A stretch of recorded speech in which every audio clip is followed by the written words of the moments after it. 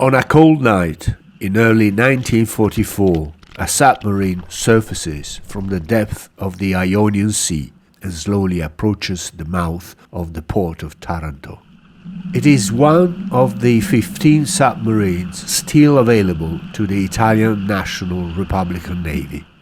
On board, men in black wetsuits wait to go into action. The tension is palpable. The submarine's engines stop. The team emerges from the hatch, goes down onto the deck, and silently lowers the rubber rafts into the sea. They load heavy ordnance onto them. They slip into the water and push themselves towards the interior of the port, disappearing into the darkness. Just over 3 years have passed since the British raid on the port of Taranto, and now another one is about to take place, but this time with reversed roles.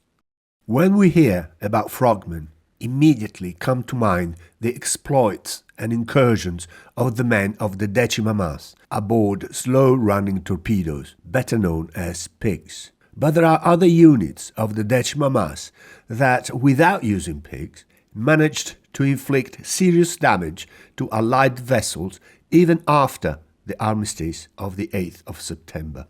This episode is about one of these units that carried out the action in the port of Taranto that cold night of 1944.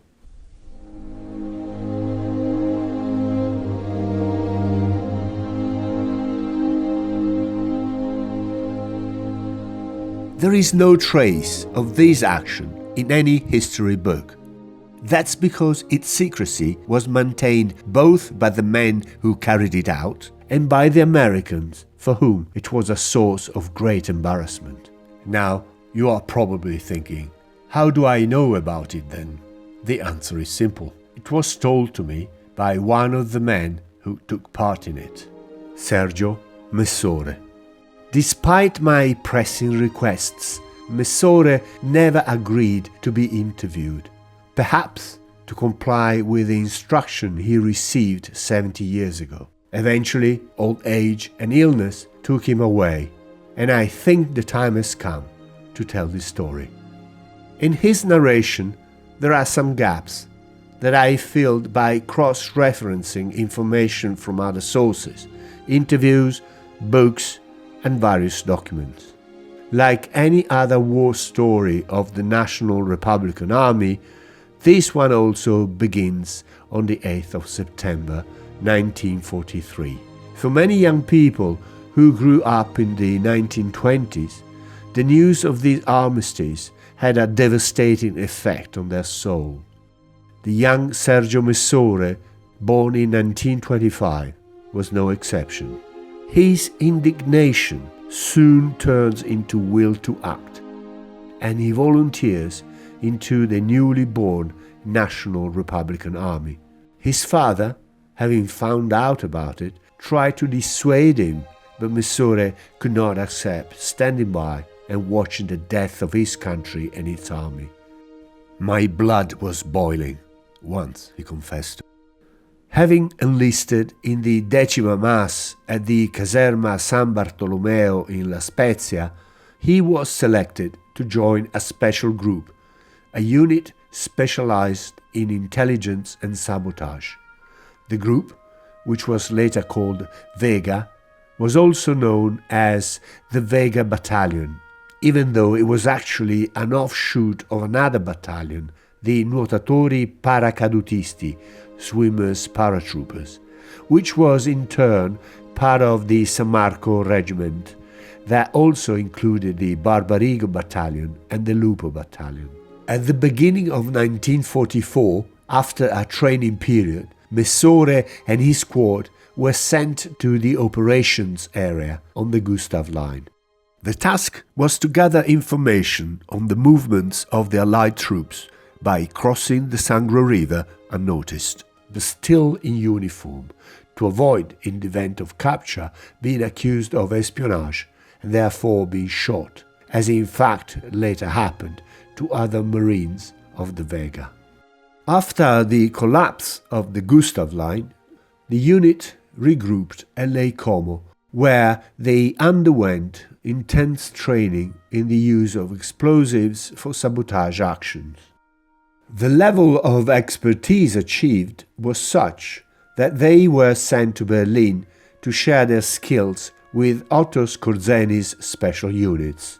When they returned to Italy, they received instructions for an incredibly daring sabotage action that they were to carry out very soon.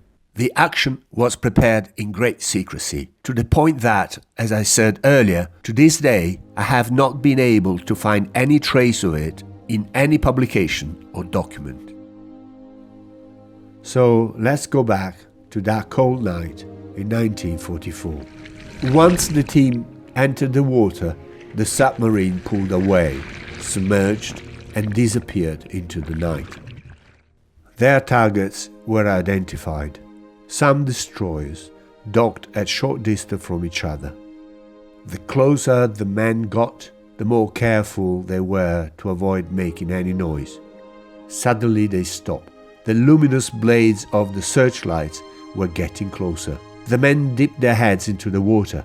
The lights passed above them, cutting across the surface of the sea. The approach resumes. They finally reach the ships.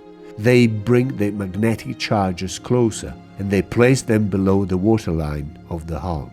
Clunk. Although muffled by the water, the sound made by the metal is audible. The men look around nervously. Fortunately, no one has noticed anything. The other part of the team, having placed their charge, also head for the exit of the port, slipping out at short distance from each other. Once reached the open sea, the men head towards a nearby beach. They crawl out of the water like alligators, and making sure no one has seen them, they hide their equipment by burying it in the sand. Behind them, a flash pierces the darkness of the night.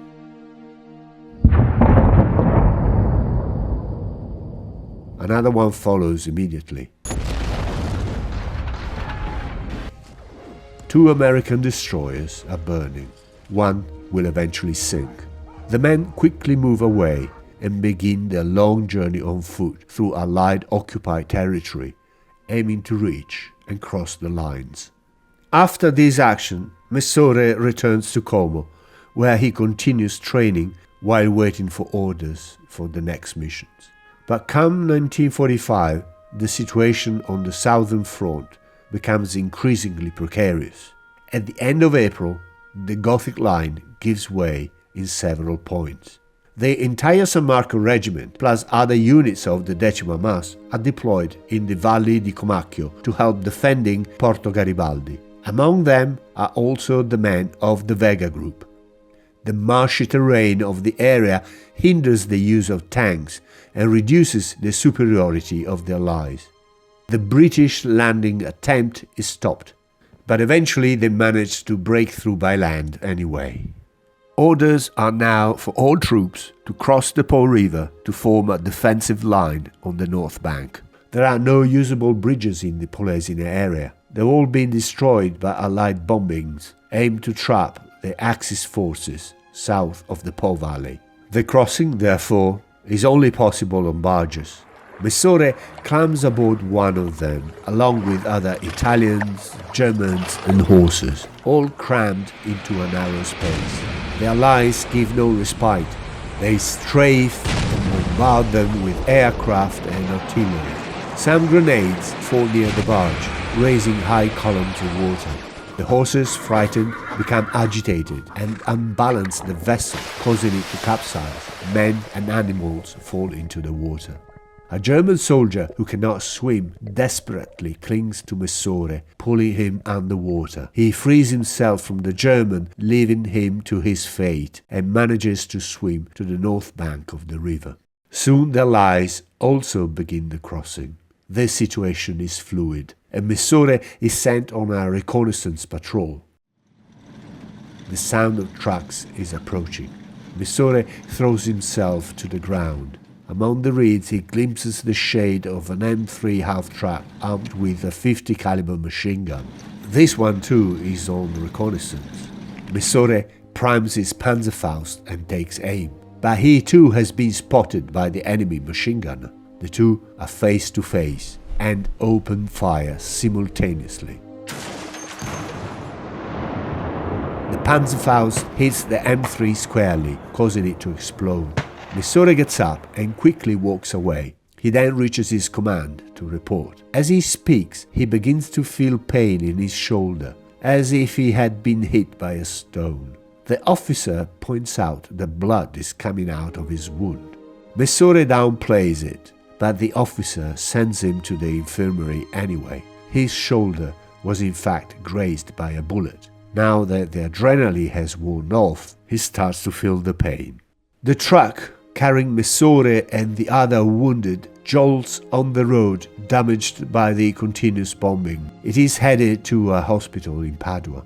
It is the last days of April 1945. The Allies are spreading across the Po Valley. Armed men wearing tricolor scarves appear on the streets. Messore, having spent the last year on the front, knows nothing about the current political situation and thinks they are patriots ready for the last extreme stand to defend Italy from the Allies. He doesn't know that these men are partisans who have just come out into the open. The war has been over for several days now, and Messore is released from the hospital. He realizes that he and the other veterans of the Social Republic Army are now considered outcasts, and that their safety and their very lives are in danger. In order not to take any risks, he decides not to try to return home and stays in Veneto instead, pretending to be a soldier who has just returned from a POW camp in Germany. He even manages to find work on a farm. For a while, everything goes smoothly, but he soon realizes that a young man who worked with him suspects something. Before it is too late, Messore decides to leave and try to return to Piedmont. The trip goes without incident, and he arrives home in one piece.